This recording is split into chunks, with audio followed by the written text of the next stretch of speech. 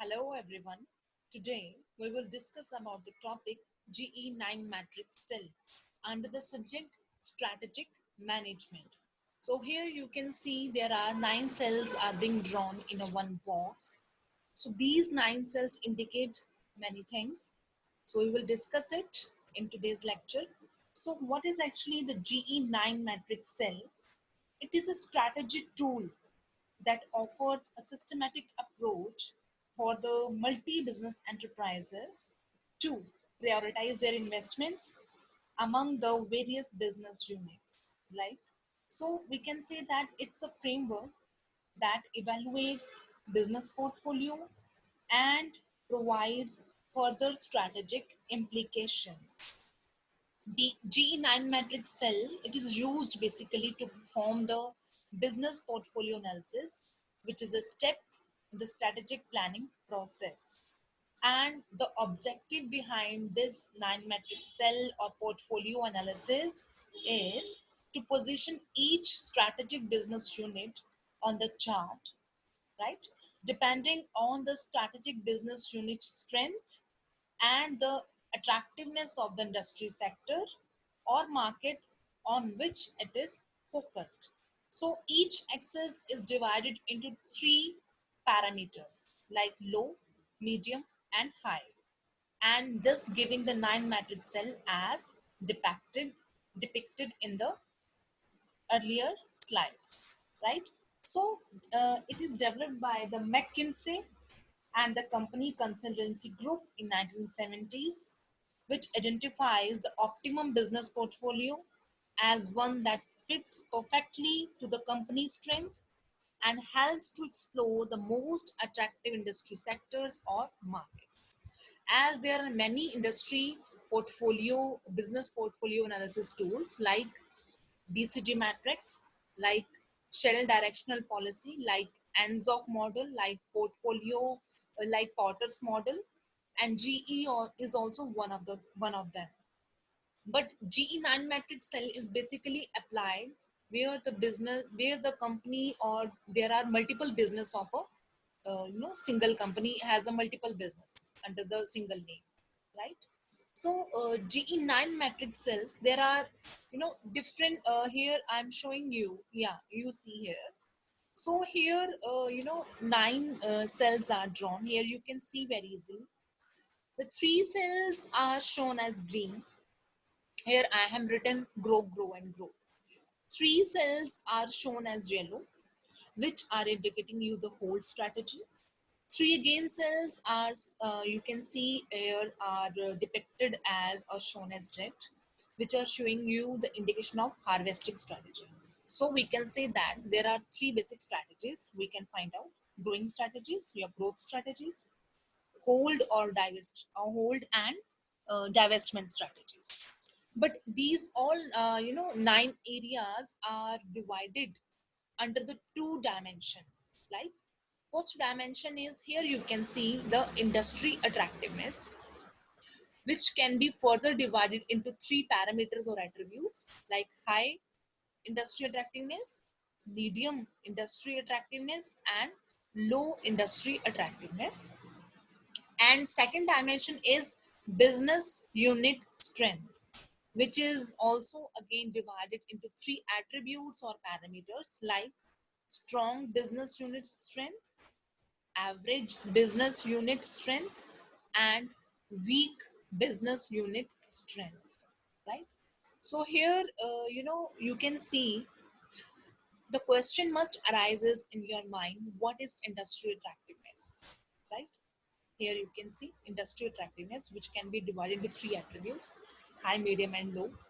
So industry attractiveness means like various factors which can be used to define the industry as attractive, like the size of the market, number one, like market growth rate.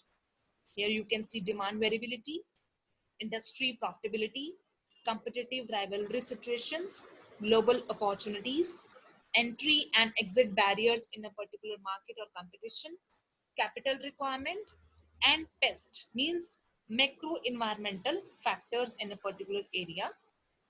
Here the industry attractiveness points. we have discussed, right? So, what are the different factors to be included or used to define as SBU as a strength or strategic business unit as a strength? We can here study the following factors which can, define the business unit strength. Means what is business unit strength, by which we can classify it strong, average, or weak. So these are like market share. It can be high, it can be low, it can be medium. Distribution channel access, your financial resources, your research and development, capability factor, brand equity, production capacity, knowledge of customer and market, caliber of management, and relative cost position, right? So, on the basis of these two dimensions, industry attractiveness and business unit strength, we have to classify the different businesses into these 9 cells. But first, we must know what do you mean by grow? Means the those business units which are falling under the grow area. It means they attract a high investment. You can see here high investment and strong business strength, maybe medium industry attractiveness, but strong business strength, maybe high industry attractiveness and showing you average business unit strength. Growth strategy means the business which fall under these growth strategies attract high investment. Means firms may go for product differentiation, product positioning, like quality measures. Means you can there are the chances for you to put maximum effort in the growth strategy. Means the market industry attractiveness is higher. So this is a very positive opportunity for the companies which are lying under this area, green area, right?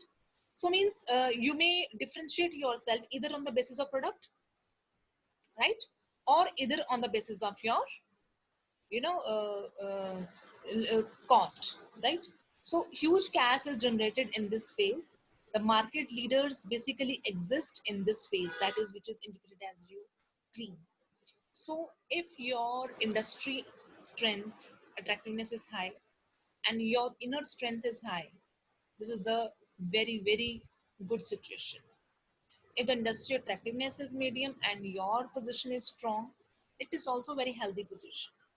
But if your attractiveness in the industry is high but strength is average, this is also probably a very good healthy situation, right?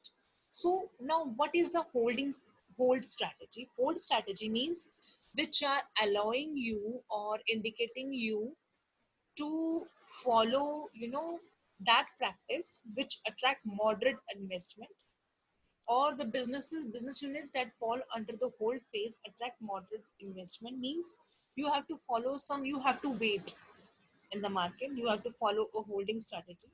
Means you may follow concentration strategy, right? Here you can follow market segmentation, you can go for market penetration. Imitation strategy means copying strategies by the others by the rivalry positions. Okay, right? So and the followers exist in this phase. Means here you can see whole strategy. Means if your strength is weak but the attractiveness is high, so you may follow the whole strategy. The industry attractiveness is medium but your strength is average, this is also an average situation. Attractiveness is low and strength is strong, so this is also not a very healthy situation. In this area you have to you know uh, have to wait for the market conditions to be better for your company, right? So the next is harvesting strategy. Means you have to go for divest your money. These areas are not showing you the positive healthy areas for you to invest anymore, to think anymore, to invest further. So the business units that fall under this category or phase are recalled as unattractive phase. So basically, a very low priority is given in these business units, and the strategies which are followed, like divestment strategy, diversification, mergers, are being adopted in this phase. You can see here. There. If your attractiveness is low, on your strength is also average or weak, This kind of situation is very problematic or challenging or difficult situation for the company to survive further in the market, right? So this is not acceptable actually. So that's why it is indicated as red. Red signal is giving you it's better not to put further investment in these kind of products which are falling under the category of these three cells, right? It's not advisable for the company to invest in these areas. It's not preferable for the company to invest in those products which are falling under the category of these three red areas, right? So again, we will discuss about market attractiveness. As I have told earlier, it is related to your annual market growth rate, overall size of the market, your historical profit margin, your current size of the market, right? Your market structure, your market rivalry positions or situations, your demand variability, and your global opportunities, right?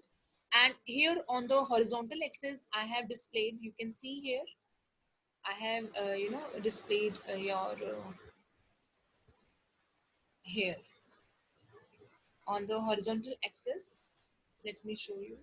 Excuse me. In the yes, this slide. On the this horizontal axis, you can see business unit strength, and this is industry categories, right? So business unit strength means current market share, brand image, production capacity, corporate image, profit margins related to your competitors, your research and development performances, and your promotional effectiveness, right? So, in the next lecture, we will discuss about the application of GE9 metric cell. With the help of Maruti Suzuki, we will discuss the GE9 metric cell in our next lecture, right? So this is all about the GE9 metric cell. So in this lecture, you have to keep in mind that there are three basic, categories: grow, hold, and harvest. And what kind of strategies which can be, found out or as a result are, again, I'm just dictating you that in the growth, product differentiation or cost leadership strategies you have to follow. While holding in the market, you may follow segmentation kind of strategies, penetration, by copying the others, and harvesting means it's guiding you to go for either divestment, diversification, mergers, etc. Right? So that's all for the today's lecture. Thank you.